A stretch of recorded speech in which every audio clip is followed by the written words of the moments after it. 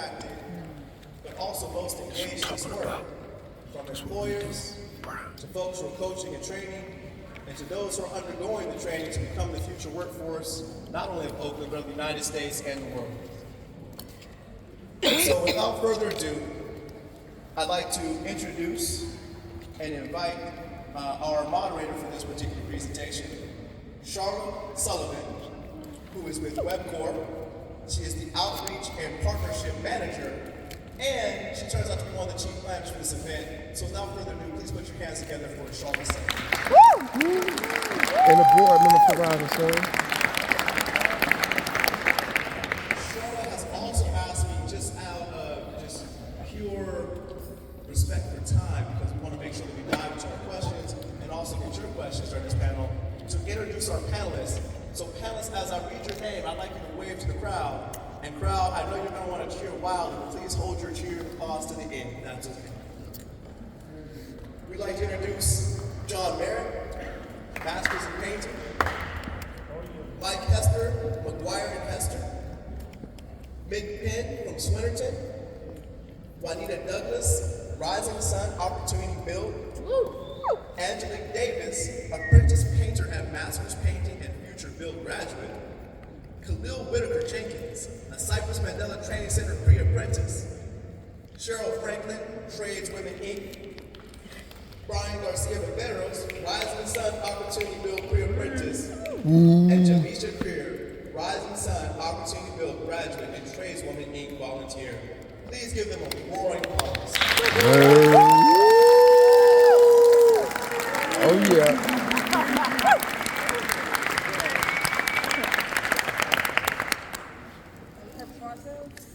I decided I would stand up for the moderator, so I could, in case we need mics to pass around, I could do so.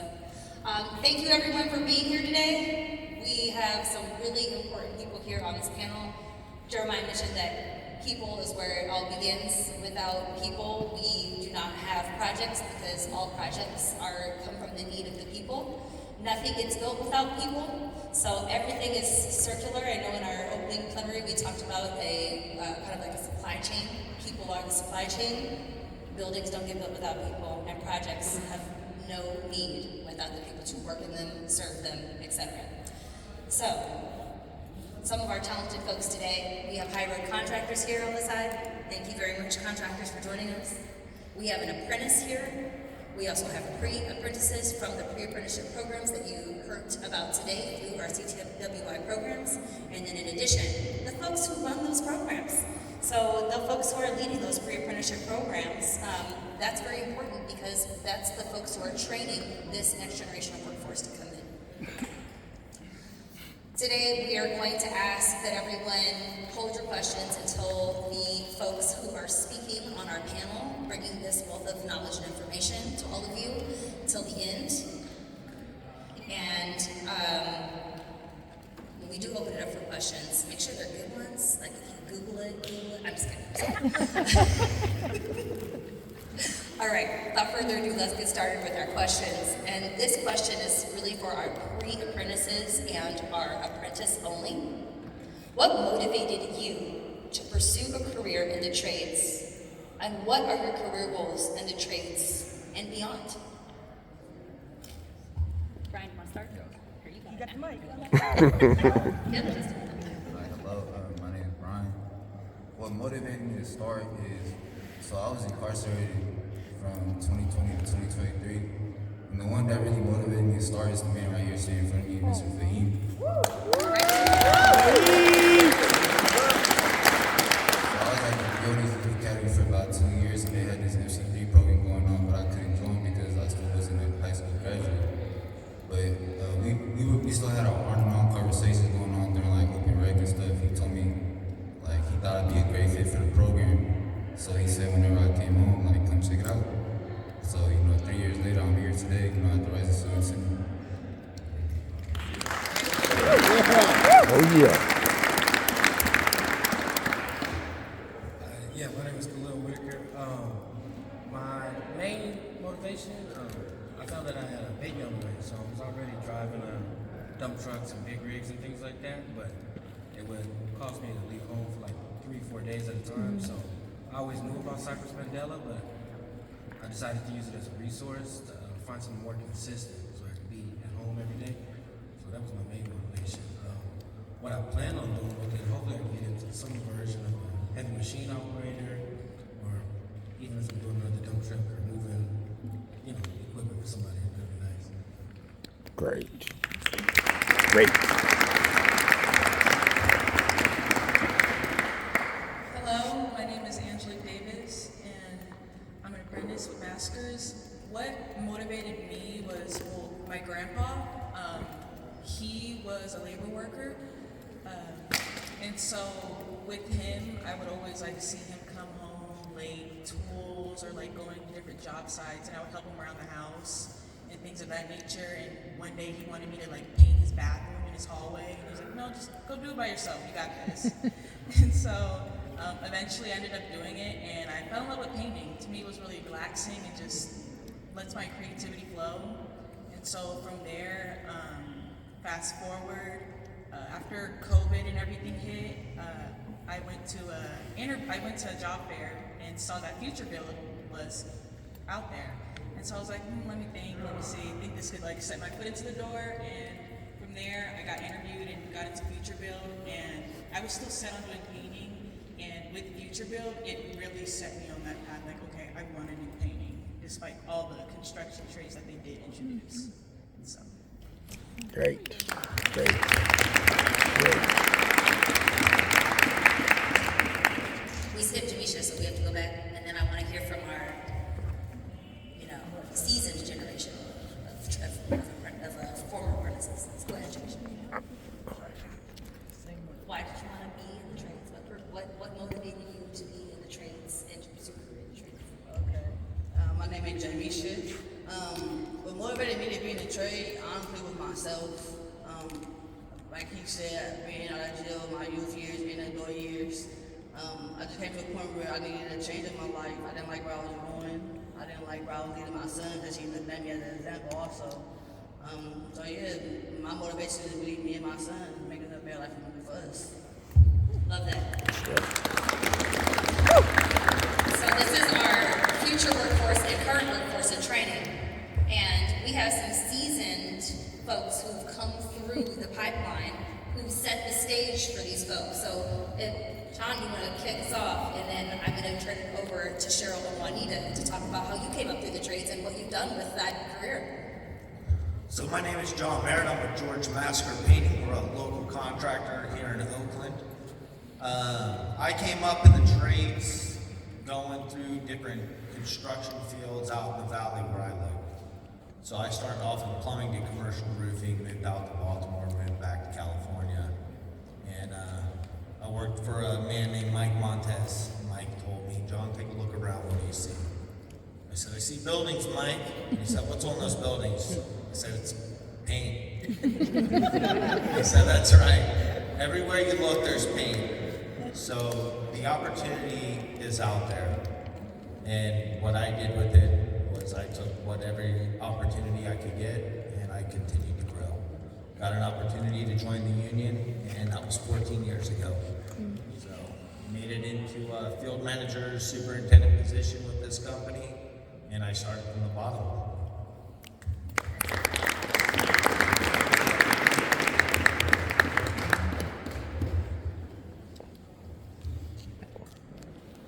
The reason? Is that the question? Yeah, what motivated you? Money. I was a single mother, and my child care was more than my rent. I started in 1983 in Petaluma, California. I had a 7-year-old son, and like I said, my child care was more than my rent. And there was a flyer at the unemployment office in Petaluma that said apprentice carpenter was making $13.50 an hour, 50% of a journeyman wage. And I knew that I needed that money to take care of my son. And like I said, that was 1983, so that was 38 years ago. So I spent 15 years as a commercial carpenter. In 1999, I switched over, and I spent another 15 years as a land surveyor. So I officially retired in 2014, and here I am. She's not retired now. What are you doing now? I work with Rising Sun. I'm the Senior Manager of Construction and Labor Relations. And we run a pre-apprentice construction training program. Yes. I love it. I love watching these young people go through and letting them know what's required to get through this. But my whole motivation was money. And I knew that that was the only way that I was going to make it. My son now is 47 years old. He's a computer engineer. He has no student loans because his mother made enough money to pay for his student loans. He now does all the IT for the Marion County libraries. So money was my number one motivation.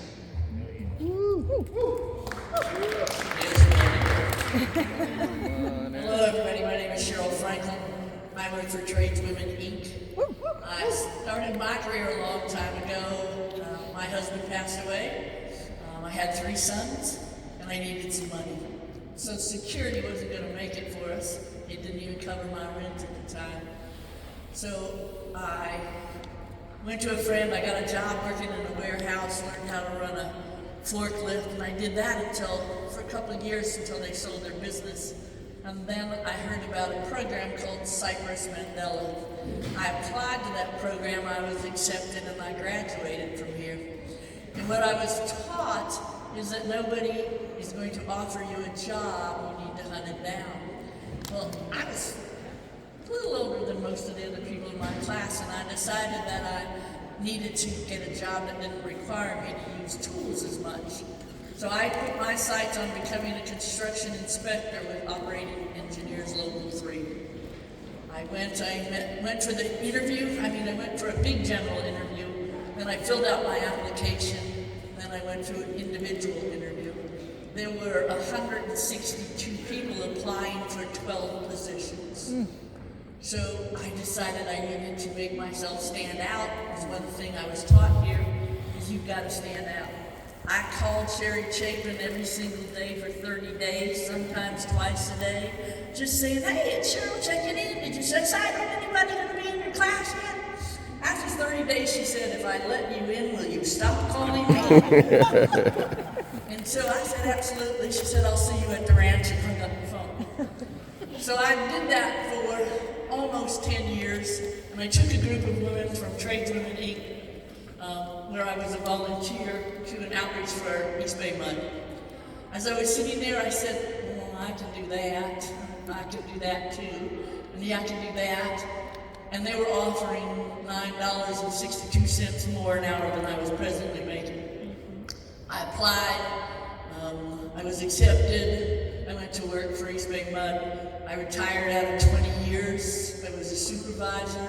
I ran the construction coordination projects of the wastewater treatment plant, main plant at Grand Street. When you drive by the freeway, what you smell down there is where I worked. But they paid exceptionally well. And Horrible. when I retired from there, I went to speak at Rising Sun, where Juanita offered me a position I couldn't refuse. I taught at Rising Sun Construction for about 18 or 19 months, and I came to Tradeswomen Inc., where I am a recruiter. I work at getting women into MC3 programs, getting women into apprenticeships, and making sure that women stay and become a better part of our construction.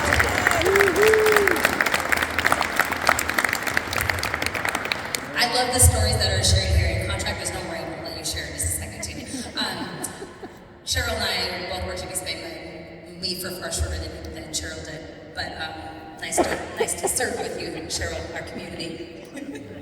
Mike and Nick, I would love for you to say your motivation and why the trades are so important to you, even though we are kind of on the other side of the ship here. Good afternoon, I'm Mike Hester with McGuire and Hester. As far as the trades, they're obviously very important to us. I represent the third generation of our company, and the company has been union since its inception almost 100 years ago. And so I've just grown up as a union contractor. All my guys that I work with were union. I was never in the union, but worked alongside them in my youthful days. And then, became part of management. And now I'm actually looking at retirement at the end of this year. But what is really important about groups like Cypress Mandela, Rising Sun, and all these CBOs that are doing the good work to train the underserved and underprivileged. It's a really, really important thing, not only for the candidates or the students that are able to successfully go through the program, but for our industry. I hate to admit it, but it's kind of selfish on our part that, and you've heard it probably many times today, the shortage of a qualified workforce in our industry. And, I consider myself kind of colorblind. I don't really care, what you look like.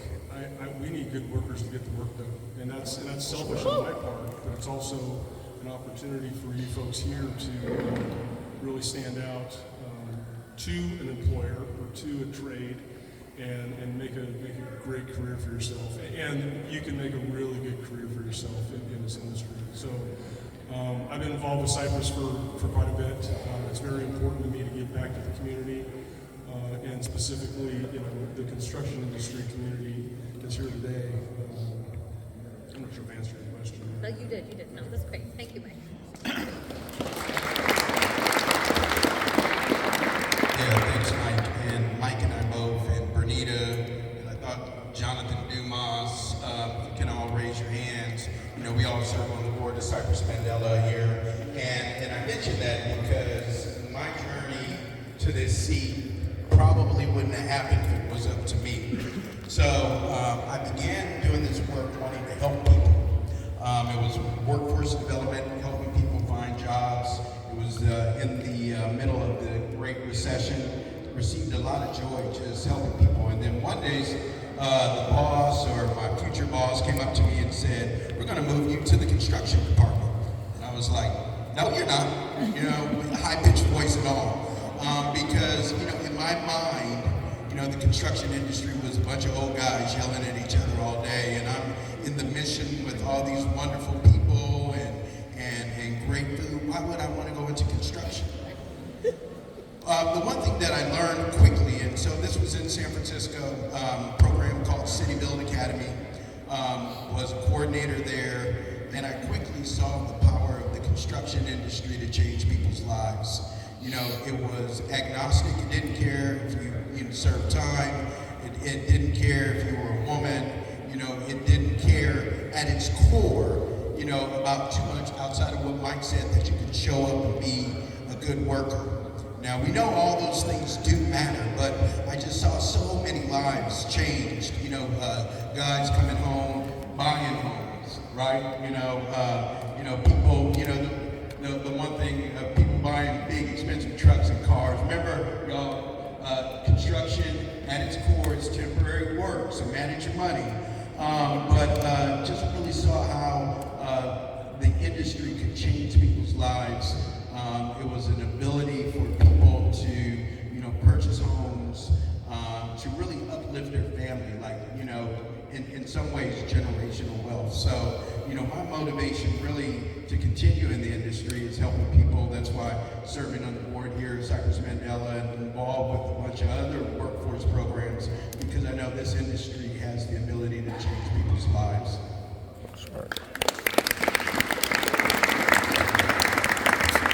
Thank you. Mick, that was a great segue into the next question. Changing people's lives. So this whole panel is about meeting your next new apprentice, changing people's lives, and you heard from each person here, a lot of the folks, except for I would say Mike, Mick, and myself, all came in through the trades. My dad was in the trades, and that's how I learned about construction. I went to school to be a doctor. This is not a linear program. This is not a linear thing. You can come into the trades at any time. I thought I wanted to be a doctor. I got to I'm still in debt. I still have college debt. And you all can start sitting here, starting your careers, making money. A lot of folks here said money, better life, money. What do you mean to have a better life? Money. Okay, so let's start there. Before they take it. So I wanted to ask, since we're here to really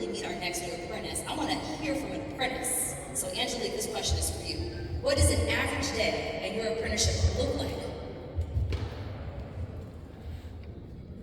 Hello. An average day as an apprentice, suit up, put your safety gear on. I'd say going through the list of safety items that we're going to go through, the hazards, the whatnots, going through what our foreman is going to tell us, okay, what's our objective, what we're going to try and get done for the day or the week.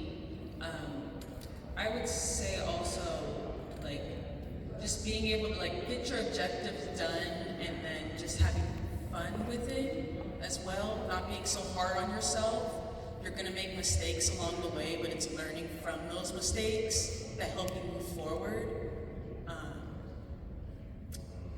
Yeah, I'd say that's pretty much an average day, going through the objectives, going through safety, making sure you're safe, you're responsible, you're doing everything on time in an orderly fashion, and just having fun and relax with it. Follow-up question, Angela.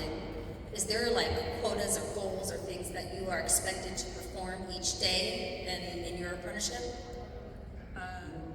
I would say, well, in terms of myself, I would put those goals upon myself and like what standard that I want to be able to get done.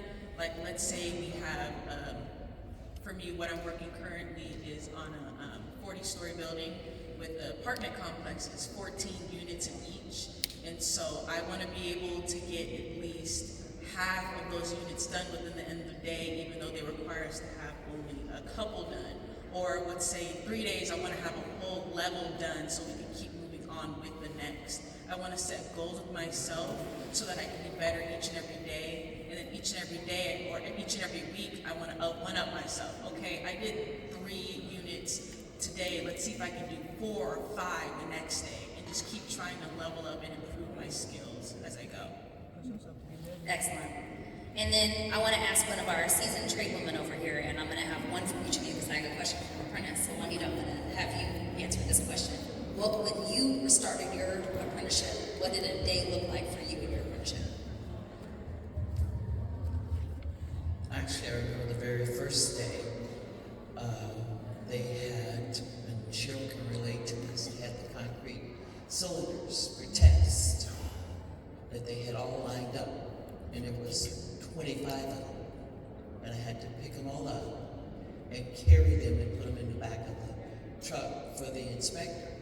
I don't know why he didn't do it, but I had to. And at that time, I thought I was in really good physical shape because I was an amateur bodybuilder. When I got home, I thought I was going to die. Those concrete cylinders, I'm not sure how much they weighed. I just know they were very heavy. And I had to carry 2 at a time to fill the back of the truck up. That was the very first day that I worked.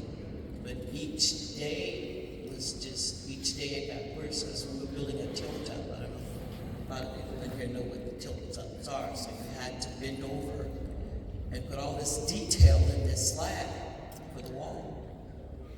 And that went on, this was building a General Mills facility, for 18 months. So, but you know, by the end of the week, it got better. By the end of the month, it got better. By the end of 2 months, I could still go out on the weekends and do my partying. But it took about 2 months. It's not doing that. Okay, and then I have another apprentice-only question that I'm going to ask the apprentices. But you're going to have to wait for it. What trades, and this is really for the pre-apprenticeship program, those who work for the pre-apprenticeship programs, and for our contractors, but what trades are in high demand? And how do you think apprenticeships and trades demand will change in the next 5 years? And I will let the contractor start with this one.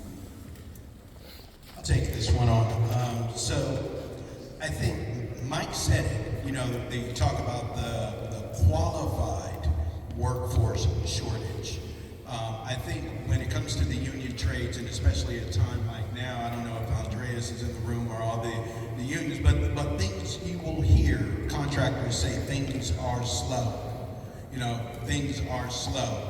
And for all the folks that are in the room right now, Cheryl, you know, with that good Cypress Mandela wisdom, make sure that you make yourself stand out, right? And you should probably think about some trades that you may not, have thought of. I always think that there's opportunities for people in the glazing union. I think that's one of those unions that not a lot of people apply, even though I got a glazer calling me now talking about how can I, come to the office.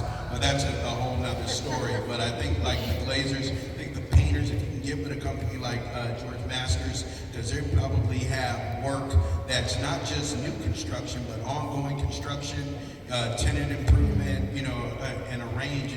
But you want to make yourself part of the core workforce. We talked about the infrastructure dollars. I think those are hitting. I think folks that are open to laborers. There's a traffic control company that I work with. They're doing Caltrans work, right? Up and down the highways. A lot of the dollars are going into the road repair, and that's probably going to be what it's going to be, for some time. I think another trade. The list trades. Always put yourself on that list. Always go take the test. Always go to the interview. Make that investment if that's what you want to do. But I think that start to think about some of those trades like heat and frost insulators, glazers. Construction inspectors, surveyors. Some of the trades that may not be as impacted as say carpenters, electricians, and plumbers. Well, I was mentioning to somebody earlier today that, actually it was Mick, because he was saying it's a little bit of a soft year for his company, and